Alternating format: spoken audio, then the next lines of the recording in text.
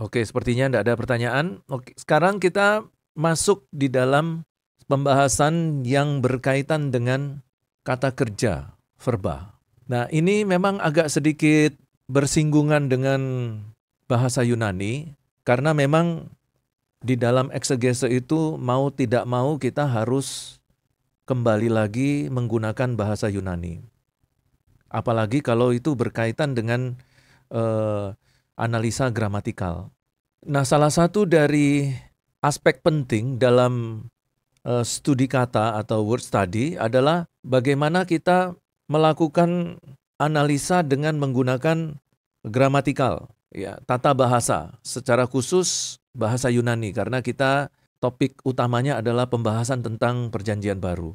Ya, begitu juga pada saat saudara mengeksegese kitab-kitab perjanjian lama, tentu harus menggunakan bahasa Ibrani. Boleh enggak Pak saya pakai bahasa Yunani untuk mengeksegese perjanjian lama? Boleh, tetapi pendekatannya adalah menggunakan Septuaginta. Tetapi kalau kita melakukan eksegese menggunakan Septuaginta, nah ini ada nanti beberapa hal yang harus hati-hati karena nanti bisa terjadi kesalahan analisa berkaitan dengan pemaknaan semantik. Nah, saran saya kalau memang mau menggunakan gramatikal bahasa Yunani untuk PL, itu yang kedua. Tetap kita harus kembali lagi untuk menggunakan bahasa Ibrani di dalam pendekatan analisa studi kata kita. Seperti kemarin yang saya tanyakan berkaitan dengan kata kunci, di dalam studi kata, secara khusus ketika kita sudah mengambil keputusan untuk memastikan bahwa ternyata variabel utama kita di dalam eksegese atau kata kunci kita di dalam eksegese itu ternyata sebuah kata kerja. Maka ada beberapa hal yang harus kita perhatikan berkenaan dengan studi kata. Nah, sekali lagi saya katakan bahwa studi kata ini bukan segala-galanya dalam eksegese, karena di dalam mengeksegese itu kita membutuhkan berbagai macam metode, di mana nanti hasil dari setiap metode itu baru nanti kita integrasikan secara sistematis. Maksud saya begini, pada saat kita melakukan eksegese, tentu kita menggunakan hermeneutika, karena hermeneutika itu menyediakan berbagai macam metode yang akan memperlancar eksegese kita.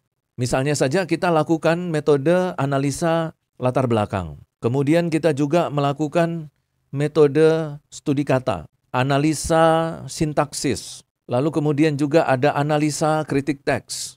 Lalu juga kita melakukan analisa kiasmus dan lain-lain. Metode-metode itu sudah disediakan oleh hermeneutika. Nah, berkaitan dengan metodenya itu apa saja dan berapa banyak, nah itu tergantung dosen hermeneutika Bapak Ibu gitu. Kalau pada waktu saudara Bapak Ibu mengikuti perkuliahan dan mendapatkan metode-metode hermeneutika, misalnya ada kurang lebih 20 atau 30, yaitu dipakai semua aja. Setelah metode-metode itu Bapak lakukan analisa, pakai metode-metode itu dipakai untuk melakukan analisa, hasil dari analisa itu kemudian nanti diintegrasikan. Nah, bagaimana cara mengintegrasikannya? Nah, itu ada tahapan-tahapan mengintegrasikannya. Saya pikir waktu kita belajar hermeneutika itu sudah diajarkan ya. Tahap-tahap mengintegrasikan sehingga proyek kita pada saat kita eksegese itu nanti dapat tersusun secara sistematik.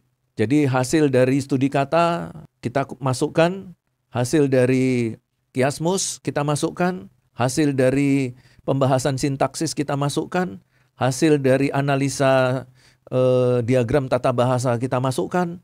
Nah, setelah semuanya kita masukkan, kita kumpulkan, baru kita integrasikan. Setelah diintegrasikan, baru disusun secara sistematik. Bagaimana Pak cara mengintegrasikannya? Ada yang secara manual. Jadi kita menggunakan kertas, kita tulis, atau kita menggunakan Microsoft Word, kita tulis, ya. Tetapi ada juga yang menggunakan peralatan-peralatan lain. Ya, misalnya saja software-software untuk studi penelitian. Karena eksegese itu termasuk dalam studi penelitian kualitatif, maka ada baiknya kita menggunakan perangkat-perangkat software untuk mengintegrasikan apa yang sudah kita dapatkan dari eksegese itu, yaitu dengan menggunakan software tadi. Misalnya kita menggunakan NVivo. Ada yang sudah pernah menggunakan NVivo? Sedang menggunakan, Pak Kelvin. Yang lain? Iya, Belum, Pak. belum ya. Pak Kelvin pakai NVivo versi berapa, Pak? 12, Pak. Oh iya, ya. Belum ada yang 13 ya, Pak ya? Lompat, Pak. 14, Pak, sekarang, Pak. Oh gitu, karena Ya, angka sial ya? nggak tahu, Pak. 13 nggak ada, adanya 14. Cuman, Oh gitu. apa namanya, cuman single user, Pak. Nggak bisa di-share. Oh, Dan dia pisah menjadi Windows sama Mac terpisah, Pak. ya. Jadi kita bisa menggunakan semacam NVivo atau ada beberapa software tapi software itu mirip-mirip seperti NVivo. Ya, ada 2 atau 3 lagi software mirip-mirip NVivo. Nah, Bapak Ibu boleh bisa gunakan NVivo itu. Khususnya ya Bapak Ibu yang menyelesaikan tesis yang kualitatif ya, melakukan penelitian kualitatif itu paling bagus NVivo dan sejenisnya. Kalau yang kuantitatif kan SPSS. Ya, ini untuk yang kualitatif. Nah, eksegese itu tergolong kualitatif. Maka hasil dari seluruh metode-metode hermeneutik yang kita dapatkan, nah itu kita integrasikan di NVivo. Itu kemungkinan besar untuk bisa mendapatkan tulisan yang sistematis itu 90%, 95% itu sistematis itu. Kalau kita pakai NVivo. Ya nanti bisa belajar sama Pak Kelvin di Zoom ya. Saya tadi mendengar Pak Kelvin bilang mau bikin kursus singkat untuk penggunaan NVivo.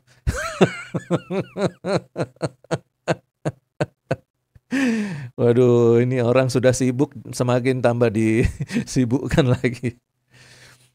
Oke, tapi bisa belajar otodidak kok NVivo itu. Hasilnya nanti harus beli obat sakit kepala.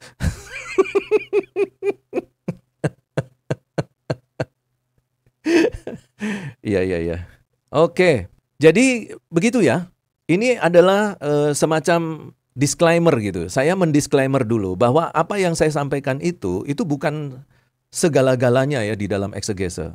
Tapi ini salah satu yang nanti hasil dari salah satu ini kita integrasikan secara sistematis, bisa secara manual, bisa juga menggunakan software NVivo.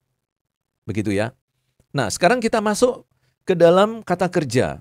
Saya pikir Bapak Ibu sudah sangat paham tentang kata kerja dan apa saja yang harus kita kelola ketika kita berbicara tentang kata kerja. Kalau seandainya apa yang saya sampaikan ini, nah ini disclaimer lagi ya. Kalau seandainya yang saya sampaikan ini ada yang kelewatan, ya tinggal nanti Bapak Ibu tutupi dengan pengetahuan yang sudah Bapak Ibu terima ya. Nah ini kita bicara tentang kata kerja. Kalau kita melihat kata kerja bahasa Yunani, ada beberapa unsur yang membentuk kata kerja. Dari segi morfologinya, misalnya saya tulis luo. Dari segi morfologinya kita melihat bahwa kata kerja ini dia terdiri dari kata dasar, ya, kemudian vokal penghubung, dan kemudian ada akhiran. Di samping itu, dalam sebuah kata kerja juga ada jumlah dan ada yang disebut dengan orang. Ya, nanti orang ini sebagai orang pertama, orang kedua, orang ke-1, orang kedua, orang ketiga tunggal, dan juga jamak. Nah, jumlahnya ini adalah jumlah tunggal jamak. Untuk orang itu adalah orang ke-1, kedua, ketiga. Kemudian, dari kata dasar, nanti di sini kita bisa kembangkan lagi dalam penyelidikan eksegese kita, yaitu dengan pendekatan etimologi, kemudian juga pendekatan semantik.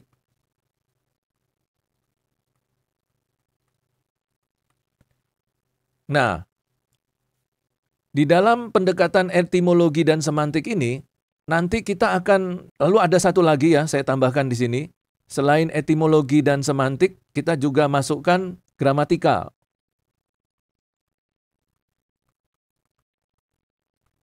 Nah, kemudian apa saja yang harus kita perhatikan? ketika kita berbicara tentang kata kerja, kata dasar dari kata kerjanya, berkaitan dengan etimologi, gramatikal, dan semantik. Nah, ini ada beberapa hal yang perlu menjadi catatan kita yang harus kita kerjakan. Yang pertama, perhatikan morfologinya. Kemudian perhatikan fonologinya.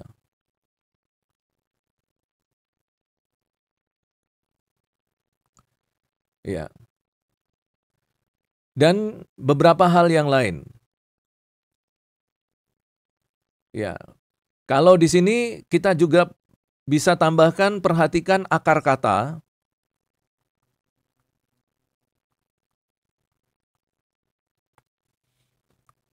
Kemudian bentukan kata.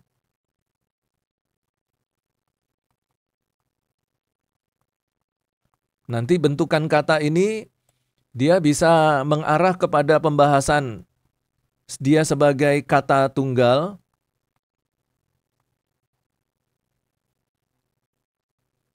ataukah dia sebagai kata majemuk.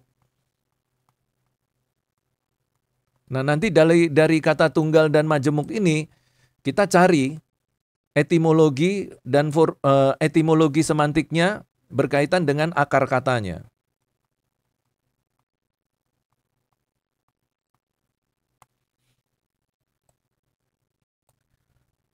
Nah, kemudian ketika kita berbicara tentang jumlah, maka di sini harus memperhatikan kaidah-kaidah dalam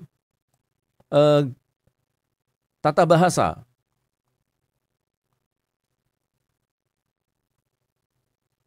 Nah, dalam kaidah tata bahasa, jumlah untuk kata kerja itu bisa mengindikasikan jumlah tunggal untuk kata kerja, itu bisa mengindikasikan tunggal, juga bisa mengindikasikan jamak. Sekalipun dia ditulis dalam bentuk tunggal. Nah, ini adalah kalau yang di bagian jamak ini masih tergolong kasus, ya, studi kasus, ya, kasuistik. Jadi tidak semua yang tunggal itu berarti jamak. Tetapi ada ayat-ayat tertentu, walaupun dia ditulis dalam bentuk tunggal, tetapi tetap memiliki arti jamak. Nah, itu kalau kita melihat jumlah dari kata kerja. Nah, kemudian ada yang disebut dengan orang. Nanti ada orang ke-1, orang kedua, orang ketiga. Nah, bagaimana penggunaan orang ini? Ya, ini kita sudah dapatkan pelajarannya dalam bahasa Yunani. Nah, di samping itu, dalam sebuah kata kerja ada unsur yang lain. Yaitu yang pertama, unsur yang berikutnya ini, kita sebut sebagai kala. Atau yang sering disebut dengan tenses. Kemudian, kata kerja juga itu memiliki unsur, selain tenses, ada juga yang namanya modus. Dan ada satu lagi, itulah yang namanya diatesis. Ya, masih ingat ya Bapak Ibu ya pelajaran ini? Jadi kalau kita bicara tenses, kata kerja di dalam bahasa Yunani itu ada beberapa macam. Kemudian modus itu ada 4 macam. Dan diatesis itu ada 3 macam. Nah, setelah kita dapatkan unsur-unsur dari sebuah kata dasar ini, maka selanjutnya adalah kita mulai melihat beberapa hal penting dalam kata kerja yang berkaitan dengan apa yang baru saja saya sampaikan. Nah, ini sudah saya berikan contoh satu, misalnya saya menggunakan kata kerja present indikatif aktif. Kalau tadi itu adalah kata kerja secara umum, ya, kata kerja secara umum. Tetapi ini sekarang sudah masuk dalam satu tenses, yaitu misalnya present indikatif aktif. Untuk tenses atau kala, itu ada kala present, ada imperfect, ada aorist, ada futurum, ada perfect, dan ada pluperfect. Kemudian, untuk modus, itu ada modus indikatif, ada modus subjuntif, ada modus optatif, dan ada modus imperatif. Untuk diatesis, itu di dalam satu kata kerja, itu ada yang disebut dengan diatesis aktif, diatesis medium, dan diatesis pasif. Kemudian untuk aspek present indikatif aktif secara umum ya, secara umum itu kita bisa kita bisa klasifikasi dalam 3 bagian. Yang pertama adalah aspek duratif atau linear, yaitu aspek kontinu. Kemudian yang kedua adalah aspek iteratif, yaitu aspek punctilier. Ini berkala. Dan yang berikutnya adalah aspek konatif. Ini adalah aspek berulang. Ya, mudah-mudahan masih diingat ini semua. Nah, nanti saya kasih contoh di Matius 22 ayat 29 sampai 30 ya. Nah, di sini saya lanjutkan lagi apa saja dan hal-hal apa saja yang harus kita perhatikan ketika kita menganalisa sebuah verba. Misalnya saja present indikatif aktif. Pada waktu kita bicara tentang tenses, maka kita harus tahu secara gramatikal, kaidah gramatikalnya tenses itu apa. Ya, walaupun ini menggunakan bahasa Inggris present, tetapi tidak harus memasukkan kaidah tata bahasa Inggris ke dalam bahasa Yunani. Walaupun sama-sama present. Karena kalau kita salah masukkan kaidahnya, ada kemungkinan nanti terjadi anakronisme. Ya, jadi bagaimana Pak saya bisa menemukan kaidah-kaidah tata bahasa berkaitan dengan tenses itu Pak? Ya, kita harus kembali lagi kepada diktat ya. Diktat bahasa Yunani. Nah, tapi diktat bahasa Yunani itu juga ada bermacam-macam jenis. Ada diktat bahasa Yunani itu yang hanya memberikan penjelasan kaidah tata bahasa murni. Tetapi ada juga diktat-diktat atau buku-buku bahasa Yunani yang memberikan keterangan yang nanti bisa dipakai untuk eksegese. Nah, itu yang bagus. Jadi kalau Bapak Ibu mau membeli buku diktat atau buku pedoman untuk eksegese berkaitan dengan kaidah tata bahasa, carilah buku yang memberikan keterangan-keterangan supaya nanti buku itu juga bisa dipakai untuk eksegese. Kalau hanya sekedar buku tata bahasa Yunani, keterangan-keterangan kaidah-kaidah umum, saya pikir itu juga bagus, tetapi kurang membantu pada saat nanti kita pakai untuk eksegese. Ada satu buku yang saya bisa rekomendasikan, walaupun ini buku belum begitu lengkap sampai mendetail, tetapi secara umum sudah mencakup. Saya harus keluar dari tempat duduk saya untuk mengambil buku. Jadi saya alihkan dulu kameranya ya Bapak Ibu. Ini bukunya Bapak Ibu. Ada yang sudah pernah lihat buku ini? Sudah ya? Barusan. Barusan lihat. Kurang jelas Pak. Ya ini. Waduh. Bahasa Yunani Perjanjian Baru. Ya, gramatika dan sintaksis. Baru lihat Pak. Ya, Pendeta Petrus Mariono. Ini dosen dari STII ini kalau tidak salah. Ini dosen STII, tapi dia juga dosen saya dia. Dosen S2. Jadi saya diajar dia waktu S2, dia bawa buku ini. Memang tidak banyak, kayaknya tidak semua toko buku ada ini. Tidak semua toko buku. Hanya toko buku yang memang ada link dengan dia. Nah itu saya tidak tahu toko buku apa. Kalau misalnya ada yang lulusan dari STII yang masih punya link dengan STII, bisa pesan itu. Ya, ini bukunya memang tidak tebal, tetapi secara umum hal-hal yang kita perlukan untuk eksegese berkaitan dengan kaidah gramatikal itu ada di sini semua. Ya, bagus ini. Nah, ini buku juga salah satu yang saya pakai untuk mengajar eksegese. Secara khusus berkaitan dengan gramatikal itu saya pakai ini juga, gitu ya. Pak Petrus Mariono, saya tidak tahu beliaunya masih umur panjang ini saya pikir. Saya harap masih umur panjang karena waktu mengajar saya itu agak sedikit lemah memang keadaan fisiknya. Oke, kita kembali ke papan tulis. Nah, ini saya memberikan teorinya dulu, nanti baru kita praktekkan bagaimana caranya untuk mengeksegese sebuah kata kerja pada sebuah pada sebuah ayat. Nah, sekalipun kita mengeksegesenya ini dan mendapatkan poin-poin penting, tetapi itu bukan berarti sudah final, karena hasil dari situ kita juga harus integrasikan dengan studi latar belakang, kita integrasikan dengan analisa konteks, kita integrasikan dengan analisa kiasmus, dan macam-macam lagi ya. Kita integrasikan dengan analisa sintaksis, analisa semantik, dan seterusnya. Jadi itu harus nanti terintegrasi secara holistik menjadi satu kesatuan yang nanti tersusun secara sistematik. Jadi inilah unsur-unsur membentuk sebuah kata kerja, bukan kata kerja baku seperti yang tadi saya sampaikan, tetapi sudah menjadi kata kerja yang bertensis, bermodus, dan berdiatesis. Kalau yang kata kerja secara umum, ya seperti ini ya, kita perhatikan morfologinya, etimologi, gramatikal, semantiknya, terus kemudian bentukan katanya, apakah kata kerjanya itu masih merupakan kata kerja tunggal ataukah sudah menjadi kata kerja majemuk di dalam bahasa Yunani. Nah itu masih secara umum, tapi sekarang kita masuk dalam satu kasus misalnya present indikatif aktif. Ketika kita menemukan sebuah kata kerja sudah bertensis dan bermodus dan berdiatesis ada di dalam satu ayat Alkitab, maka kita harus mulai memikirkan bagaimana caranya memahami sebuah kata kerja itu melalui kaidah tata bahasa.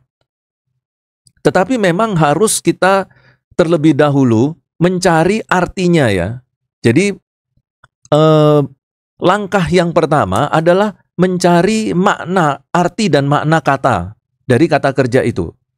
Setelah kita menemukan arti dan makna kata melalui analisa semantik dan etimologi, baru kita proses lagi dengan proses yang kedua, yaitu dengan menggunakan kaidah tata bahasa. Begitu kira-kira. Jadi misalnya ini, saya menemukan sebuah kata luo. Setelah saya menyelesaikan satu langkah pertama, yaitu menemukan makna kata luo dari pendekatan etimologi dan semantik, serta unsur-unsur yang ada semua di dalamnya, maka saya ketemukan artinya adalah menyelamatkan. Nah, setelah saya menemukan arti menyelamatkan, tentu untuk menemukan sebuah arti kata dari luo, bukan saja secara etimologi dan gramatikal dan semantik ya, tapi kita juga ada studi literasi, yaitu dengan melihat dictionary, kita juga melihat leksikon, ya. Lalu kemudian kita juga melihat naskah-naskah salinan gitu ya, naskah-naskah salinan dan seterusnya. Seperti yang kemarin kita sudah bicarakan. Ya, anggap saja setelah kita melakukan proses ini, kita dapatkan bahwa arti dari luo itu menyelamatkan. Setelah selesai kita menemukan analisa dari kata menyelamatkan, baru kita masuk dalam tahap yang berikutnya, yaitu memprosesnya dengan kaidah tata bahasa.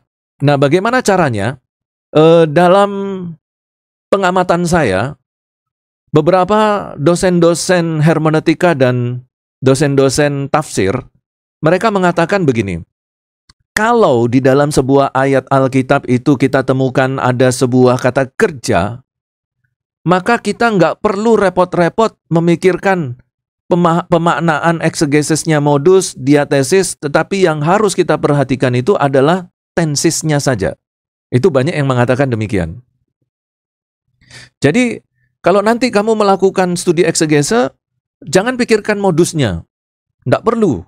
Modus itu bukan hal penting. Jangan pikirkan diatesisnya. Diatesis itu bukan hal yang penting. Tapi yang harus kamu pikirkan adalah tensisnya.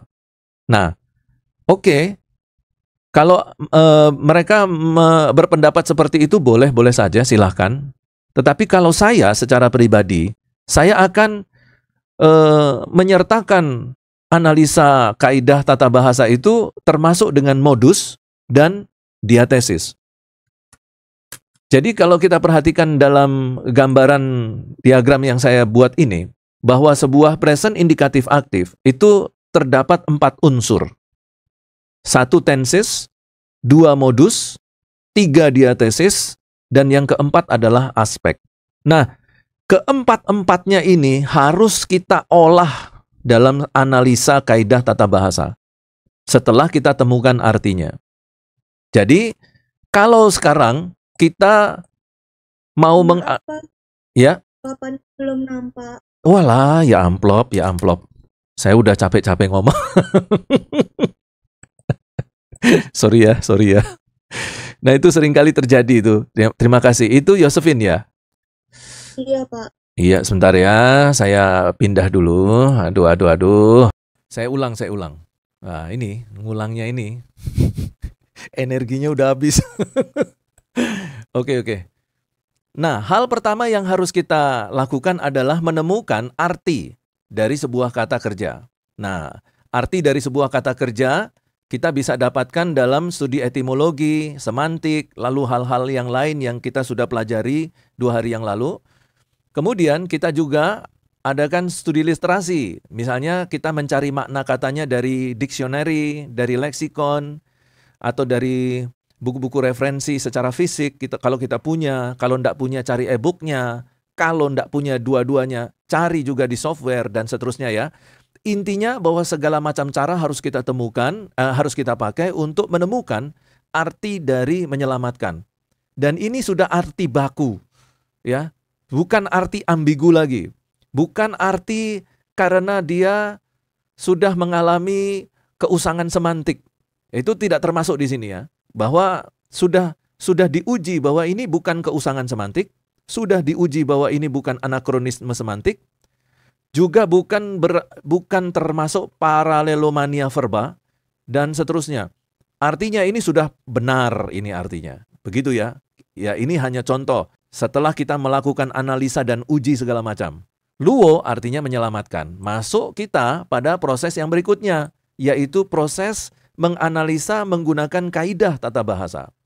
Yang pertama adalah kita melakukan analisa dengan tenses. Kalau ini menyelamatkan, berarti tensesnya ini adalah present, karena judulnya adalah present indikatif aktif. Dan juga di dalam bahasa Yunaninya, dia terdeteksi sebagai kata kerja present indikatif aktif. Maka tenses ini kemudian kita masukkan dan kita pakaikan ke dalam kata menyelamatkan. Itu berarti bahwa subjek, saya tulis di sini, subjek sedang melakukan. Sedang, harus pakai sedang ya, tidak boleh tidak ya, karena sedang ini adalah merupakan salah satu indikasi dari tenses. Ya, sedang menyelamatkan. Harus pakai me. Kenapa harus pakai me? Kenapa harus pakai me? Karena dia tesisnya aktif. Present indikatif aktif. Berarti dia harus pakai preposisi dia harus pakai awalan me, bukan di ya. Jadi subjek sedang melakukan kegiatan menyelamatkan. Nah ini betul sudah.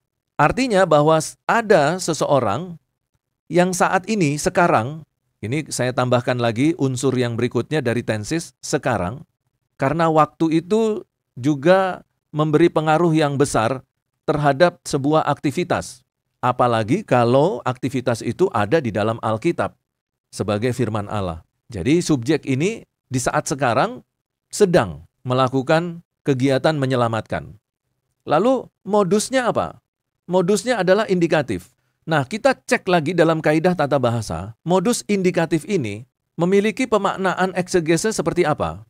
Bahwa kalau sesuatu, kata kerja, memiliki modus indikatif aktif, berarti bahwa kata kerja tersebut berada pada modus atau suasana, atau situasi dan kondisi, ya, sikon. Ini saya sudah berusaha untuk pakai bahasa yang sederhana. Soalnya tadi Ibu Sri Mulyani berdoa supaya saya bisa diberikan kemampuan menggunakan bahasa sederhana. Oke, jadi ini indikatif itu berarti si suasana dan sikonnya adalah faktual. Apa maksudnya faktual? Faktual di sini itu artinya bahwa kegiatan yang kita lakukan itu adalah fakta. Misalnya saja ya, kita mendapatkan atau sedang membaca tentang peristiwa tentang penyaliban Tuhan Yesus Kristus. Lalu ada tulisan, mereka sedang menyalibkannya. Ya, mereka sedang menyalibkannya. Nah, ketika kita menemukan kalimat itu, bahwa ternyata kalimat itu bermodus indikatif. Itu berarti bahwa peristiwa penyaliban itu adalah peristiwa yang faktual. Nah, berdasarkan ini, kita bisa menyampaikan satu argumentasi teologi bahwa apa yang kita sampaikan itu adalah satu keadaan yang atau situasi kondisinya itu faktual, benar-benar nyata, bahwa ada peristiwa penyaliban, bahwa Yesus benar-benar disalibkan, bukan Yudas Iskariot atau ada orang lain yang menggantikan Yesus. Bahwa ini ditulis dalam bentuk indikatif, itu berarti bahwa faktanya Yesus disalibkan. Berbeda kalau kita menggunakan subjungtif. Kalau kalimat itu menggunakan modus subjungtif, maka ada tambahan kata jika. Jika mereka menyalibkan Yesus. Nah, itu berarti bukan faktual. Modusnya adalah pengandaian. Artinya bahwa orang-orang yang sedang menyalibkan Tuhan Yesus Kristus itu bukan fakta. Tetapi itu masih pengandaian. Seandainya hal itu terjadi. Kalau seandainya itu yang kita temukan, berarti Yesus belum disalibkan. Maka kita langsung membangun satu konstruksi teologi, Yesus belum disalibkan. Tetapi karena ini modusnya adalah indikatif, maka kita dapat katakan dengan sepenuh-penuhnya, dengan keyakinan penuh, bahwa Yesus betul disalibkan. Begitu. Nah, seperti contohnya tentang doa Bapa kami. Kalau kita memberi contoh, kalau kita mengambil contoh lain, misalnya doa Bapa kami, ini nggak usah dicek ya, anggap aja saudara yakin ya, karena saya sudah sering kali menyampaikan materi ini. Jadi di dalam doa Bapa kami itu ada berdoalah demikian. Ini ada kata kerja berdoalah. Nah, setelah ditemukan tensisnya, ternyata tensisnya adalah imperatif, present, aktif. Maksudnya bagaimana? Bahwa perintah berdoalah itu dilakukan pada waktu itu di saat yang sama. Di saat sekarang, jadi di saat sekarang pada waktu Tuhan Yesus mengatakan itu ada perintah. Jadi berdoalah itu adalah satu perintah. Kalau kita bicara perintah, tentu kita harus berpikir ada penguasa yang memiliki kuasa, meminta orang-orang lain yang ada di bawah pimpinannya untuk melakukan.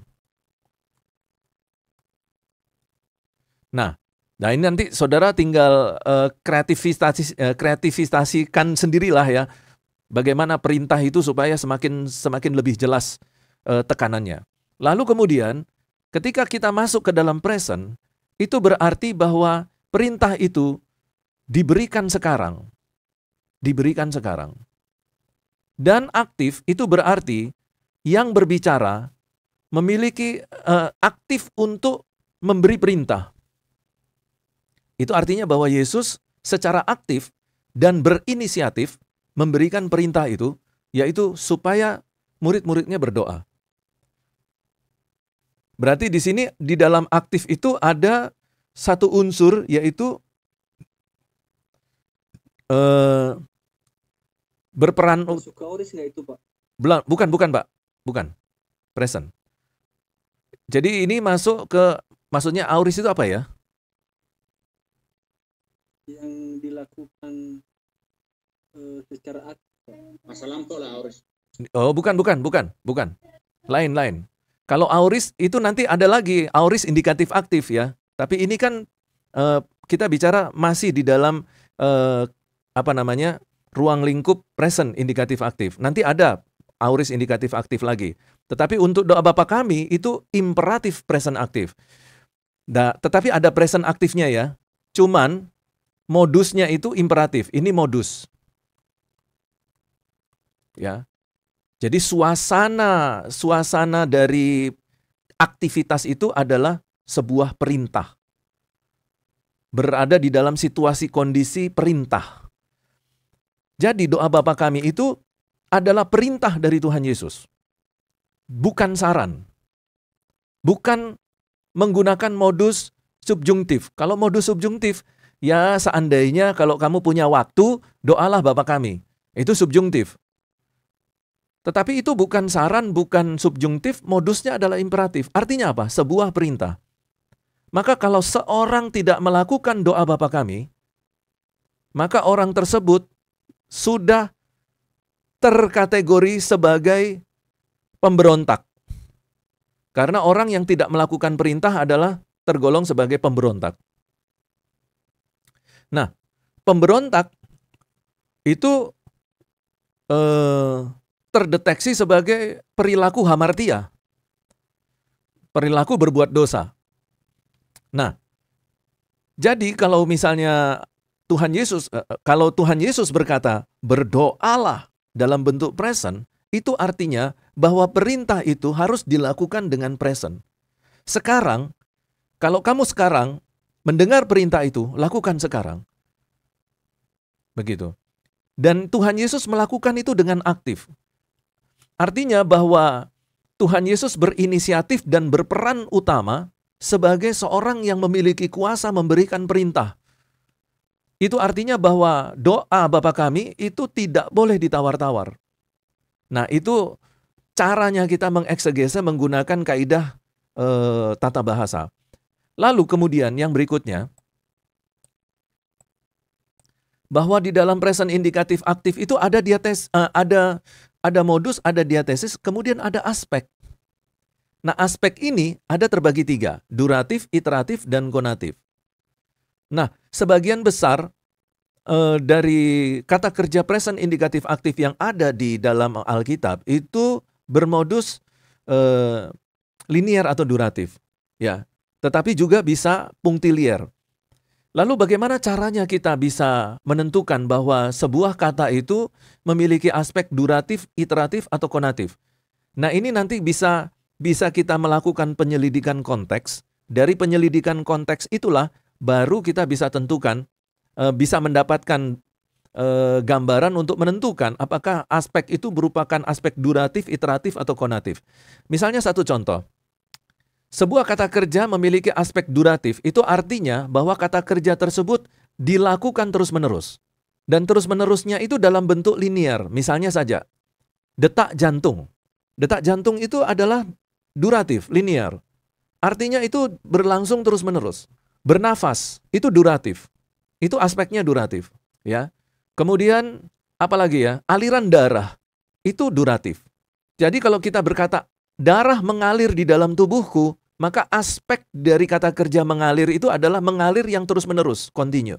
Maka aspek dari darah yang mengalir dari kata darah yang mengalir itu adalah aspeknya duratif. Kalau aspek iteratif, maka itu adalah aspek berkala. Misalnya saja makan pagi, itu berkala. Besok pagi kita makan pagi lagi. Hari ketiga kita makan pagi lagi. Hari keempat kita makan pagi lagi. Jadi satu kegiatan yang dilakukan secara terus-menerus tetapi berkala. Ada waktu-waktu tertentu baru dilakukan. Nah, itu disebut iteratif atau punktilier. Tetapi kalau aktivitas kegiatan itu beraspek konatif, artinya berulang dengan pengertian mencoba. Jadi misalnya begini, seorang anak kecil sedang belajar naik sepeda. Nah, kalau dia belajar naik sepeda itu kan dia naik sepeda sedikit jatuh. Terus dia ulang lagi ya. Dia ulang, dia lanjutkan lagi.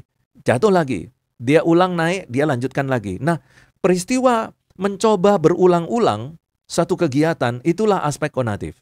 Maka aspek ini menjadi bagian yang cukup penting pada waktu kita mengeksegese sebuah kata kerja. Contoh, kita jangan anggap bahwa aspek itu tidak terlalu penting. Ketika kita sedang mengkonstruksi statement teologi, aspek itu sangat penting. Contoh, sekarang kita menggunakan kasus kegiatan berdoa. Menurut Bapak Ibu, doa orang Kristen itu harusnya apa? Harusnya memiliki aspek apa? Duratif, iteratif, atau konatif? Duratif. Kalau duratif berarti jam 7 kita berdoa, jam 8 kita berdoa lagi, jam 9 kita berdoa lagi, jam 10 kita berdoa lagi. Apa itu yang kita kerjakan, aktivitas doa kita? Kalau konatif itu ada kesan untuk mencoba.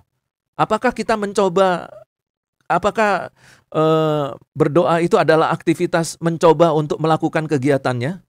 Kita tidak mencoba, kita sudah bisa. Iteratif. Iteratif. Secara berkala.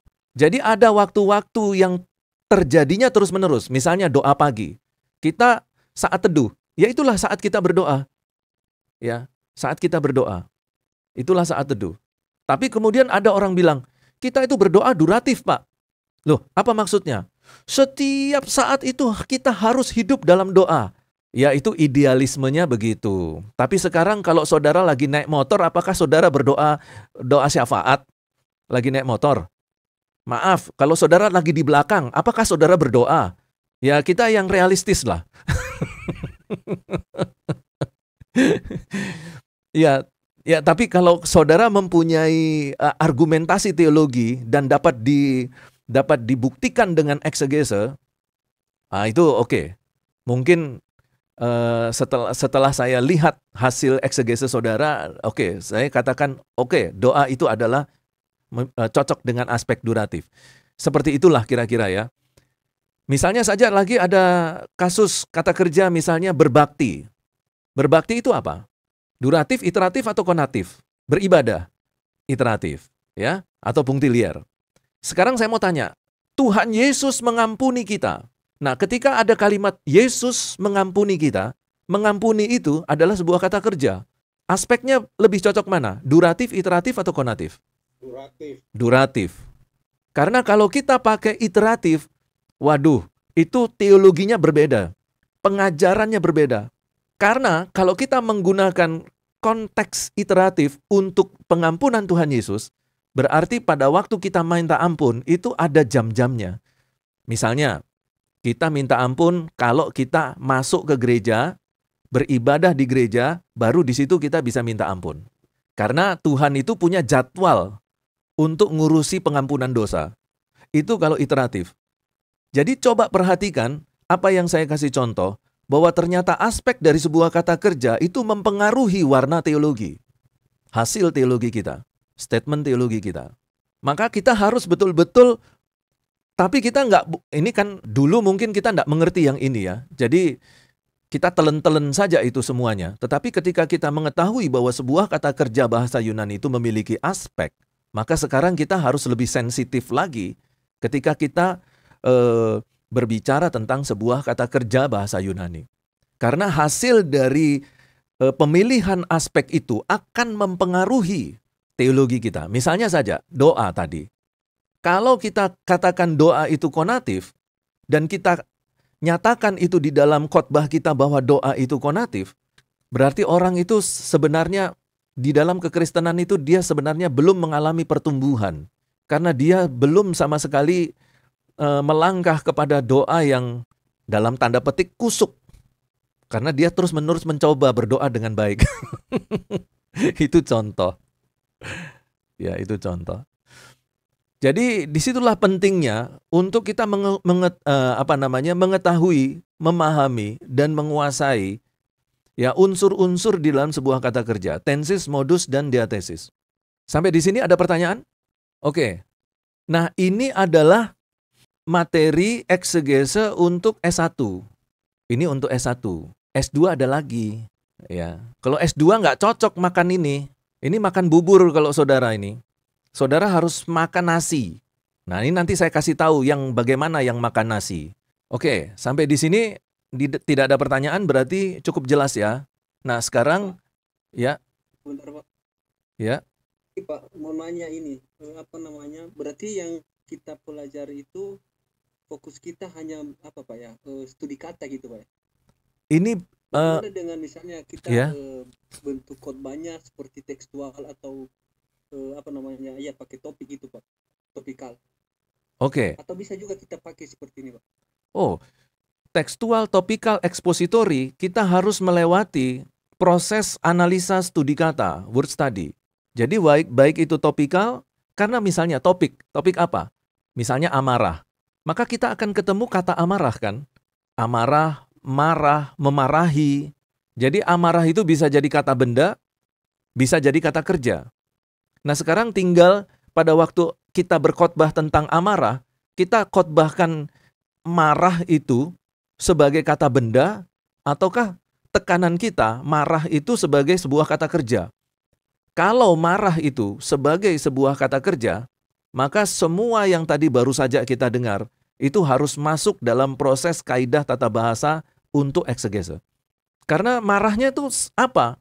Kalau marah itu dalam bentuk kata kerja subjungtif, itu teologinya beda hasilnya. Kalau marah itu dalam bentuk optatif, maka marah itu beda nanti teologinya. Dan juga marah dalam modus indikatif, beda. Nah, karena itu penting sekali ketika kita sedang mengkhotbahkan misalnya topikal untuk satu kata, ya itu kita harus tentukan. Mau kata benda atau kata kerja. Kalau kata kerja, ya harus mengikuti semua kaidah tadi. Harus perhatikan. Kita cek, ayat itu ada kata marahnya enggak? Enggak ada kata marahnya Pak ayat ini. Ini hanya makna tersirat, makna konotatif Pak.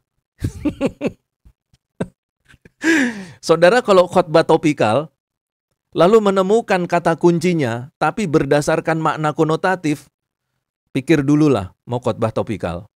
Itu bahaya sekali. Kalau saudara mau khotbah topikal, saudara setidak-tidaknya mempunyai satu ayat yang menjadi ayat sentral untuk khotbah topik saudara, di mana ayat sentral itu, ayat utama itu, ada kata kunci sesuai dengan topik saudara. Tapi kalau topiknya itu tidak ada kata kuncinya di dalam sebuah ayat, di dalam Alkitab, lalu saudara khotbah topikal, ambiar itu. Saya kasih contoh.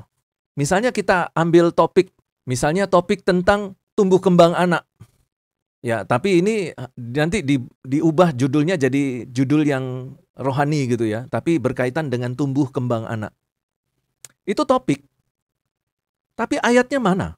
Ada enggak yang berbicara khusus tumbuh kembang anak di dalam Alkitab?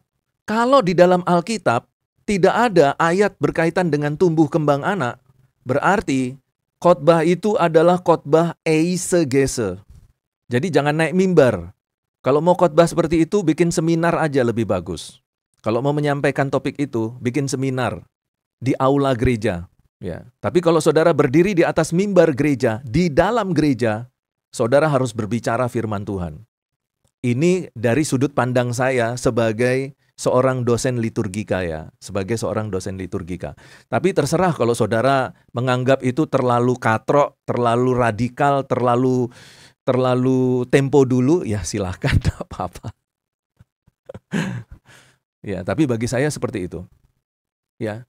Kalau berbicara tumbuh kembang anak, enggak usah di situ. Kalau saudara bicara tentang kata-kata mutiara, kata-kata motivasi, enggak usah saudara berdiri di mimbar. Mimbar bukan untuk bicara soal kata-kata motivasi. Kata-kata motivasi itu semua hasil olahan dari filsafat, bukan dari firman Tuhan. Maka ketika seseorang melakukan motivasi bukan dari Alkitab, dia sebenarnya sedang mengabarkan filsafat di dalam gereja. Oke, kok saya jadi, ya itu karena tadi ada pertanyaan ya. Ya, jadi seperti itu ya Bapak Ibu. Nah ini masih bubur ya, kita belum masuk ke nasinya ini. Karena nasi itu yang sebenarnya untuk mahasiswa S2. Sampai di sini dulu, masih ada lagi pertanyaan? Saya harus lihat kasusnya dulu ya. Kalau mungkin bisa memberikan contoh ayatnya, di BW seperti apa, di karena kan Alkitab itu ada banyak terjemahan. Lalu kemudian bahasa Yunani juga itu ada banyak perbedaan. Seperti misalnya Yunani BGT dengan Yunani Bizantium itu ada bedanya itu. Ya ini misalnya BGT ini ya. BGT ini kalau kemarin saya temukan itu ada perbedaan antara Yunani Bizantium dengan BGT di ayat mana ya? Aduh, saya enggak. Jadi pada saat saya menyelidiki gitu ya, menyelidiki sesuatu, terus kemudian melihat, ini ada, nah itu sayangnya saya enggak catat itu. Nah itu kelemahannya. Tapi saya tahu itu ada, karena saya fokus di A, tapi waktu mempelajari, ketemu B gitu. Lah ini ada B ini. Oh ternyata ada kayak gini ya. Nah itu saya nggak catat. Saya kembali lagi ke perhatian saya di topik A. Nah nanti ada pertanyaan seperti Yosefin, saya ingat. Oh itu saya pernah ketemu itu kasus ini.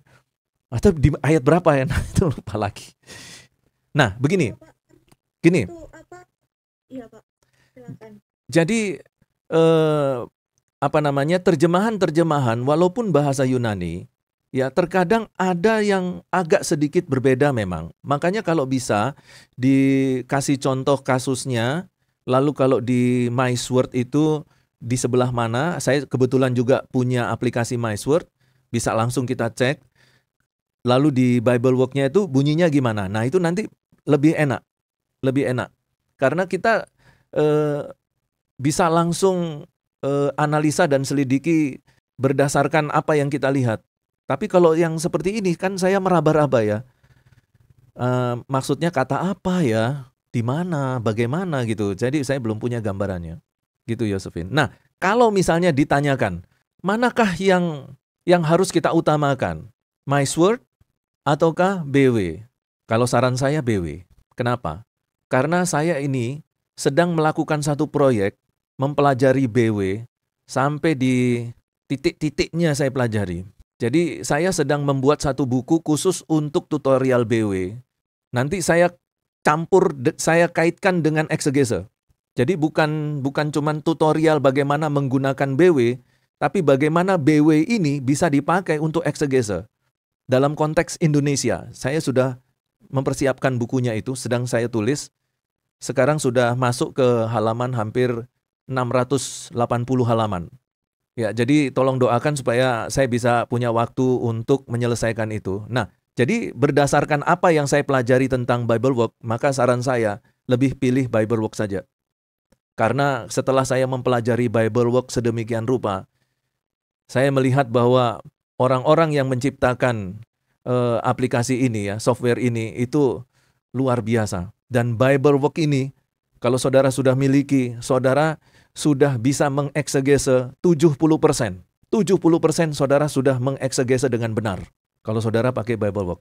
Tinggal 30%-nya saudara masukkan data-data dan informasi yang lain dari sumber-sumber yang lain. Begitu Yosefin. Iya. Iya. Dan rencana saya mau bikin tutorial dan saya masukkan ke channel YouTube saya. Jadi kemungkinan itu mungkin ada bisa lebih dari 100 video mungkin nanti. Bagaimana Bapak Ibu? Nggak ada lagi ya? Cukup ya?